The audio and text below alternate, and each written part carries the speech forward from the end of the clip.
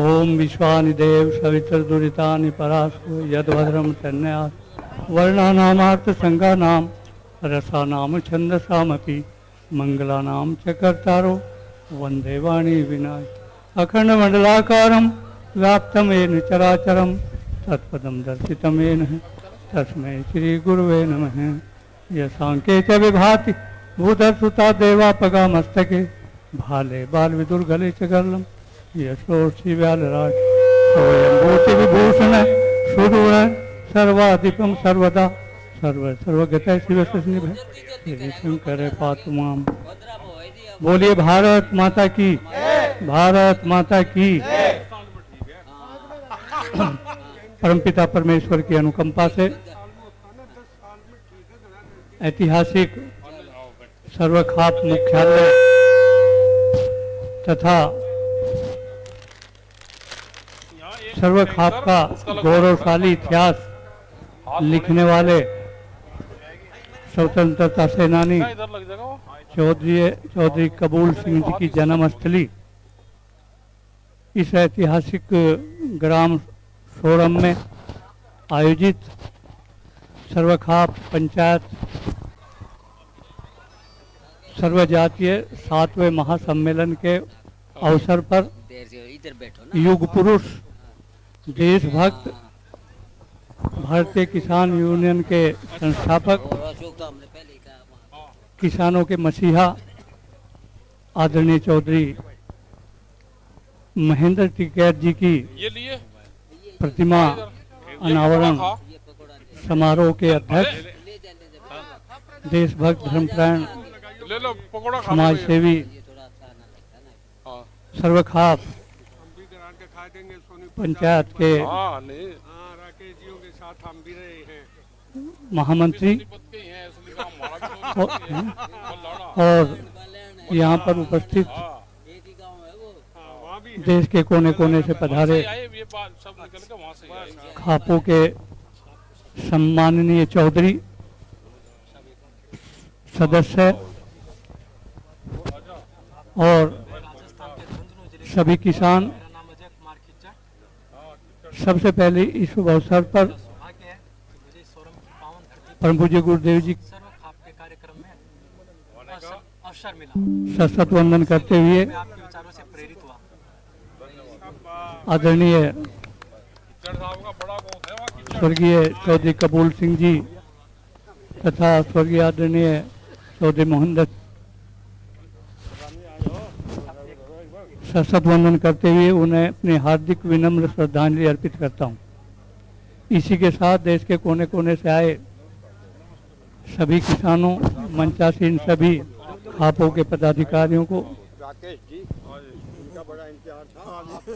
और पंडाल में उपस्थित सभी का यथा योग्य आदर सत्कार करते हुए आप सबके जीवन में सुख शांति और समृद्धि देने के लिए परमपिता परमेश्वर से प्रार्थना करता हूँ।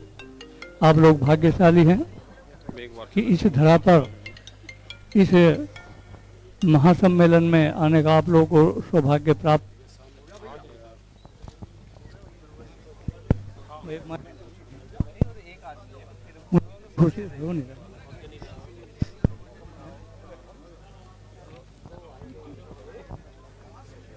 मुझे बड़ी खुशी है कि आयोजकों ने वर्षों के बाद इस पावन ऐतिहासिक धरा पर सर्वखाप पंचायत सर्वजाति का 7वां सम्मेलन महासम्मेलन यहाँ आयोजित किया है। ये आयोजकों के द्वारा एक सराहनीय, अनुकरणीय और ऐतिहासिक कार्य हुआ है। इस पुनीत कार्य के लिए आयोजक साधुवाद के पात्र हैं, प्रशंसा के पात्र हैं। मैं उन्हें बहुत बहुत बधाई देता हूं और मुझे ये भी प्रसन्नता है कि आज इस महासम्मेलन में देशभक्त धर्मपरायण समाज सेवी किसानों के मसीहा और भारतीय किसान यूनियन के संस्थापक स्वर्गीय आदरणीय चौधरी महेंद्र सिंह टिकैत जी की भव्य प्रतिमा का अनावरण यहाँ कराया है। इसके लिए भी आयोजक बधाई और प्रशंसा के पात्र हैं। इस ऐतिहासिक भूमि पर उनकी प्रतिमा आने वाली पीढ़ियों को युगों युगों तक देश प्रेम, राष्ट्रभक्ति और सत्कर्म का संदेश देती रहेगी और ये प्रतिमा यहाँ आने वाले लोगों को और आने वाली पीढ़ियों के लिए प्रेरणा का स्रोत बनेगी।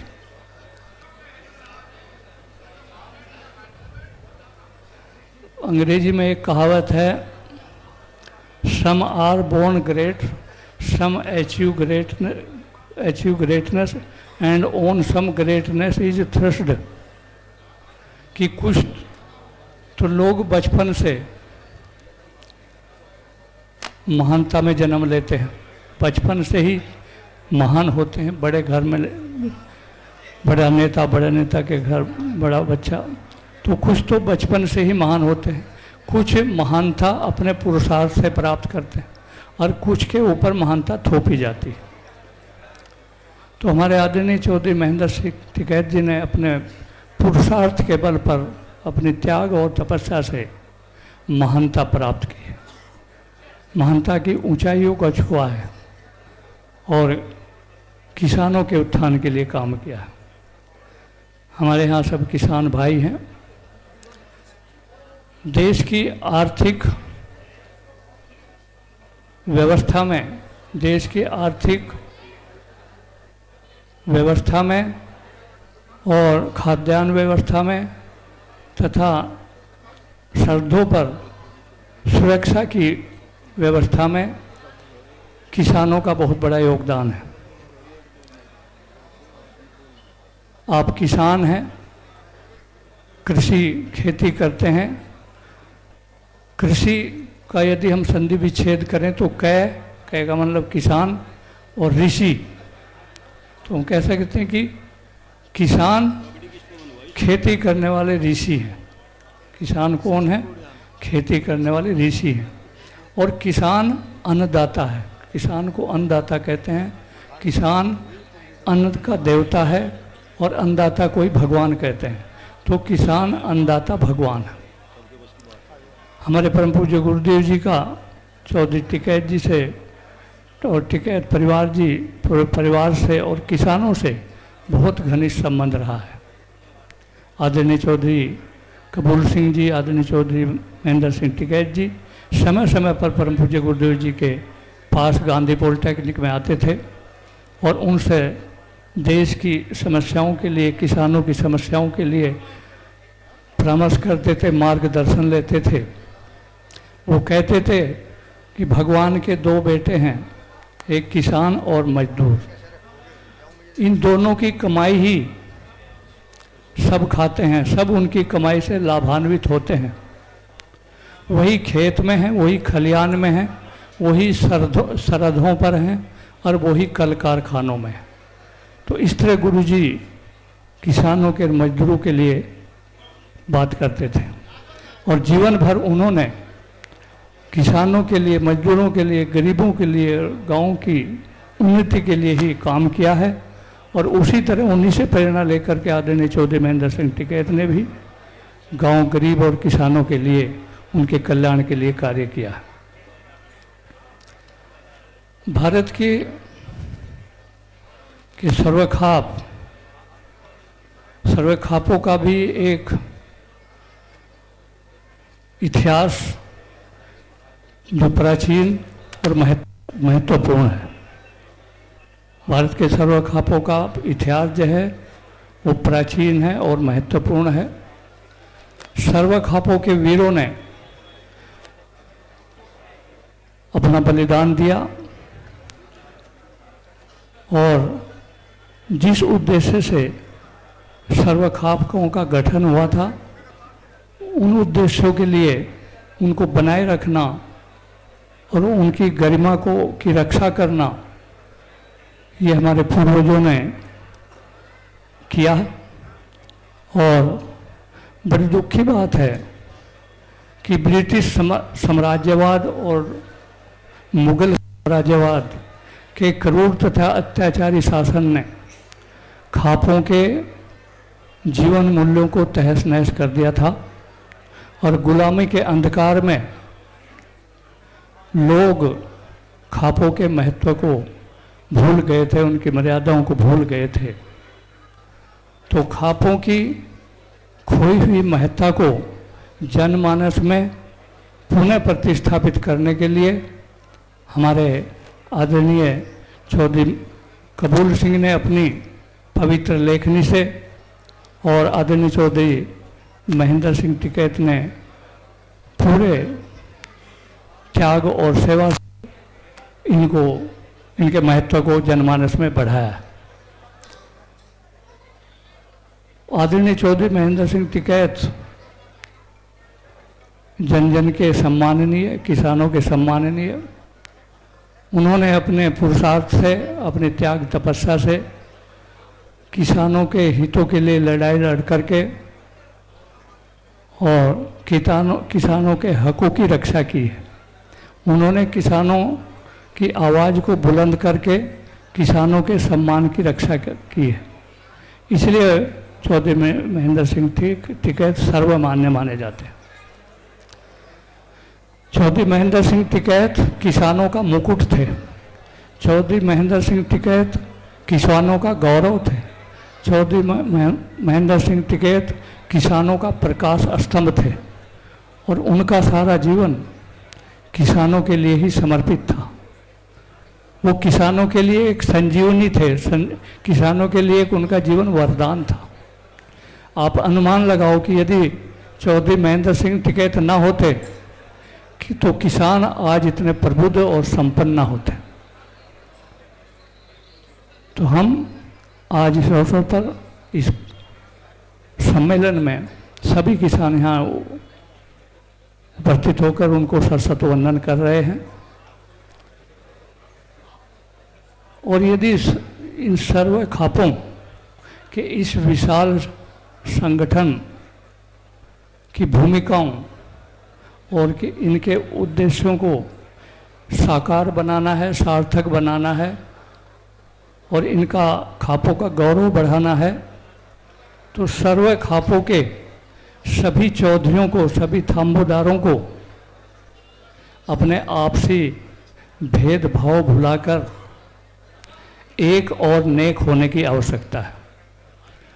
यदि सभी चौधरी, सभी थाम्बेदार आपस में सब भेदभाव भुलाकर प्रेम से एक और नेक हो जाएंगे तो सभी समस्याओं का समाधान होगा और किसानों का कल्याण होगा, समाज और राष्ट्र का कल्याण होगा।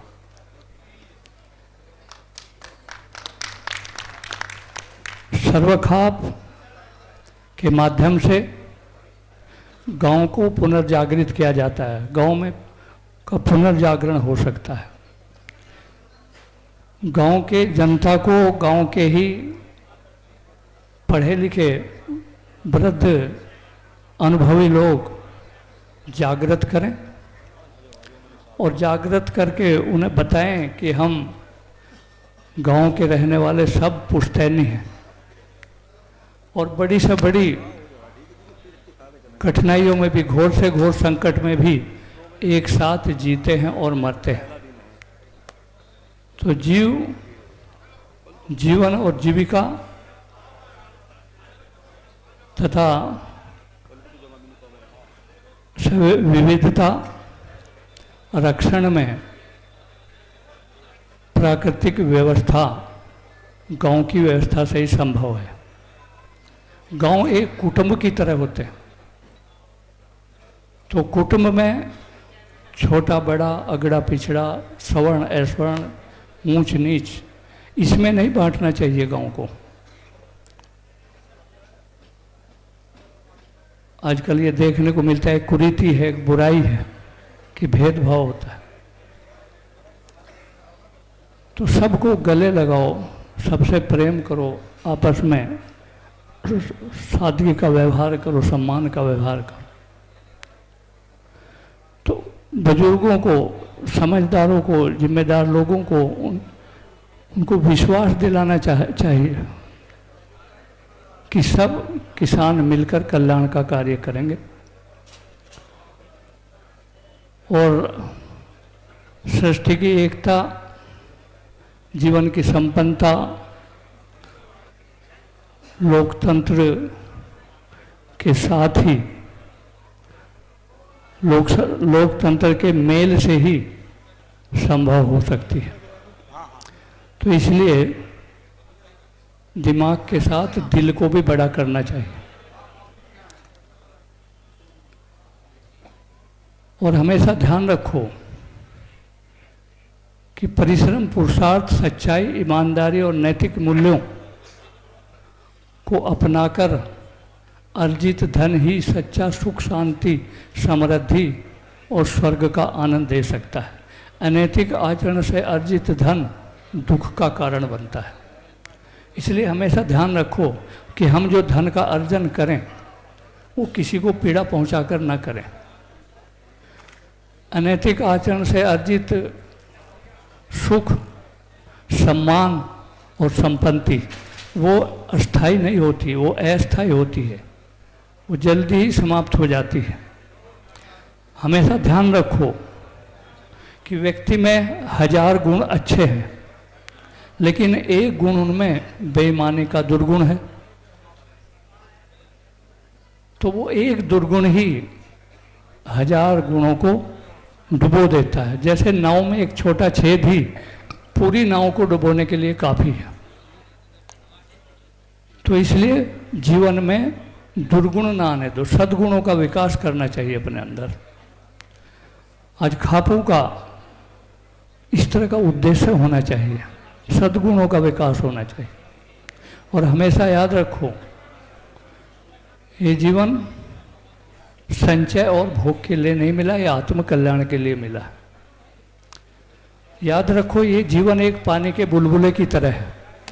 पानी के बुलबुले का क्या अस्तित्व है, देखते ही देखते खत्म हो जाता है। तो ये जीवन भी पानी के बुलबुले की तरह, आप सड़क पर निकले, देखते ही देखते पता नहीं कब क्या हो जाए।